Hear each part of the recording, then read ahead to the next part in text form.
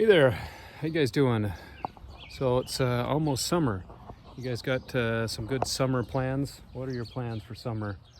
You thinking of picking up a job for summer? Maybe picking up, improving your abilities in an instrument, improving your physical fitness, maybe doing all of those things. I would recommend making a plan, sitting down before you start, making a plan, taking an inventory of the assets that you have, the resources you have, the people you can call and talk to. If I want to make progression in knowing more about a career, who do I know in those fields? Who's my mom or dad, who my parents know in those fields, who I can talk to? What kind of job would be the best job if I want to learn more about a certain profession? Where should I spend my time? Maybe an internship. Maybe it's a physical fitness goal. Or maybe it's all these things, but as far as physical fitness goes, that's a huge, amazing avenue of your life you should make very important. If you don't have your health, your fitness, you don't have anything. There's a lot of very even well-to-do, wealthy people that would give up almost their whole entire riches, everything they have, just to have their health back. So I think it's a great goal to work on your physical fitness. Reminds me of a guy years ago that I used to work out with. He was very, very disciplined. He was an old Marine. I say old. At that time, he was probably in his 40s, and I was in my 20s, and he was still stronger than me. That guy was an old Marine, and he was one of the most disciplined guys I've ever met in my life. He never missed a workout, and he gave me a lot of motivation. He was amazing. He'd keep this workout journal, and it would record all of the different exercises he would do, all the reps, the weight that he would do, and then he would periodically check back on it, like at least once a week, and look and see, what did I do last week? What exercises? How many reps did I do? What kind of weight did I do? And how can I improve on that? And that's what life's really all about. You need to keep moving forward, keep improving, keep doing better day by day. You're better each day at what you do and what you set your mind to. So that's one avenue. Keeping a journal. There's many different reasons, but maybe you want to keep a journal to measure your progress in physical fitness or any other goal that you might have.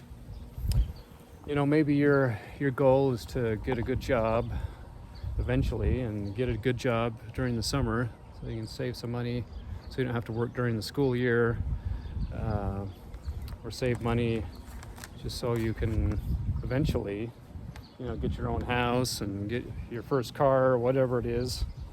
But I remember one summer when I was back in high school, my dad helped me get a job with a painting contractor, and I worked with this guy for a couple of years. And I learned how to paint. It was a skill that I learned that some days I wished I didn't know, because it's very challenging, very difficult. It's very labor intensive. I think you take years off your life sometimes if you don't do it right. But yeah, I painted a lot of houses. I bought a little airless sprayer, and I painted new houses, existing houses. I painted a warehouse, the interior, the office space. I painted up in a very exclusive area in Park City. The exterior, did some finish work on the wood buildings they have there. Very scary. That's one tip I can give you. When you're spraying, it atomizes that product, and if a big wind picks up, it will carry that drift down the street and apply it to whatever's in the way, cars or whatever, and then you end up having to spend all of your profit in getting cars refinished.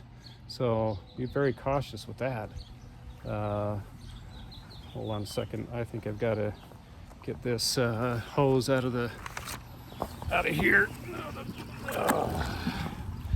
The hose was going in the skimmer. Can't have that. Anyway, so some other tips I would give you for painting. Man, I tell you, I learned some hard lessons, learned them the hard way. So that's why I'll give these to you, and hopefully you won't make the same mistake if you decide to do some painting. But I told you I was painting in an office building, a warehouse. They had, like I say, they had a bunch of office space in this warehouse. And so I painted the office space, their break room. I painted, there was a second floor and a staircase coming from the second floor down to the first floor. And I remember I had a guy that I hired to help me, and he walked around the project with me the first day. He's like, "Are you kidding me? This is a huge job." And for two of us, like, yep. I mean, it was kind of intimidating, but we did it, and it was great, except for the very end. So on that staircase, coming down the stairs, on one side was a full wall going to the ceiling. On the other side was a half wall looking out into the warehouse. On top of that half wall, they had this really nice piece of oak as a cap and a handrail. No, I don't know. On the other side, they had a handrail, yeah. And so it was my job to stain and finish that. Well, I only had one hose, and so I cleaned out as best I could all the paint that I had been using to paint the walls, using some lacquer thinner and all kinds of stuff to get that hose really clean. So I loaded up, I ran it for a while. I loaded up my airless sprayer with this lacquer, and within a few minutes, I was spraying along on this wood cap, and all of a sudden you'd see this, just this big chunk of paint come out and spray onto the wood. Like, holy, yeah, I said some very choice words. I was very upset. It was, it was my responsibility. If I ruined this piece of wood, I would have to replace it. It's my responsibility. And so I was really upset. So second tip, I guess. Don't use the same hose for paint as you do for lacquer finish. That lacquer, doesn't matter how much you clean out that paint hose, it'll just strip out any of that old paint in that hose and put it on whatever you're spraying. So terrible idea, don't do that. Last tip, I was painting a home in Sugar House, which is a very nice area over by the University of Utah. And my brother-in-law had bought this fixer-up house, and it was in Sugar House, very nice area. And it was my job to paint the house and the doors and inside. And so I'd finished all the walls, and I had set up all the doors kind of in an accordion pattern so I could paint all the doors all at once. And I ran out of material, so I went over to the paint store and I asked the guy, I said, "Hey, I need a new sprayer tip, because I think the one that I'm using is all worn out because it does this finger job. So you'd be spraying it, has these little fingers it puts out on the wall, thicker parts on either side of that fan. So it's either two things, the pressure in the sprayer is not high enough, or that tip is worn out." And so I'd already checked the pressure in the sprayer and it wasn't that. So he said, "Yeah, you need a new tip." I said, "Okay, what size would you use?" He said, "Oh, you probably should use a 415. That doesn't mean a lot to you, but a 4 is, so 4 inches on either side of that tip, so an 8-inch fan, which I thought was a little too big for doors, and a 15. That's the diameter of the opening, that orifice, of how much paint is going onto the product onto the doors. I thought, that's a little big. That's going to put a lot of paint on the doors. But then I thought, well, my gut told me, no, you should use what you're doing, have used in the past, and that's a 212. So the fan's only 4 inches, and a 12 is much smaller opening, so a lot less paint or products going on the doors. But then I thought, well, he works for the paint store, he must know what he's talking about, so I got the 415 instead of the 212. And so I got back to the job, started painting, and then I finished the first coat on those doors, went and did another project, came back to the doors a couple hours later. Maybe I even checked on it.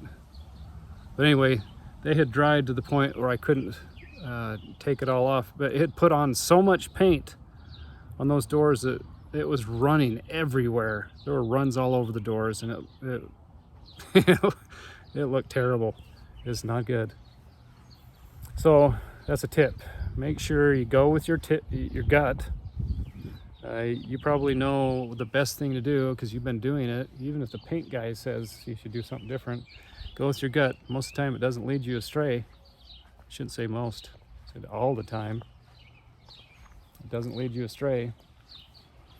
And really, the point of all this is, spend the summer learning a skill that you could use really the rest of your life. I don't really enjoy painting. I still do some of it now, but that it was a skill that I learned through the summer one year that I used the rest of my life. It has been very valuable in helping me meet our financial goals. So be cautious with what you do with your summer.